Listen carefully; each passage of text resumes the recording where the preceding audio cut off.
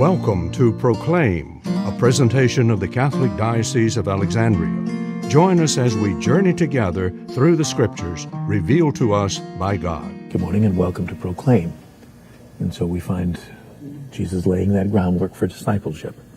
It says he summoned the crowd with his disciples and said to them, "Whoever wishes to come after me must deny himself, take up his cross, and follow me." That clearly would have been something that would have been easier to understand by the community Mark was writing for than the disciples that were with Jesus, because the notion of crosses was not something that even entered into their thinking. But again, when we think in terms of what Jesus himself experienced, basically he's saying, don't expect anything any different. It's also interesting that he's not only talking to his disciples, but to the crowds. And we don't know what crowd it is. We don't know whether it's the crowd who's been with him. We're simply not told that.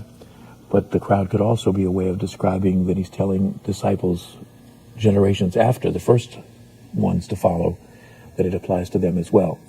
So he basically says that they need to put themselves not in first place, but in a subservient place, and be willing to take whatever is there in order to be faithful disciples. Not an easy task, not a pleasant lesson, but one Jesus clearly insists on. He says, "For whoever wishes to save his life will lose it, but whoever loses his life for my sake and for the gospel will save it." So again, the idea of losing your life for the gospel.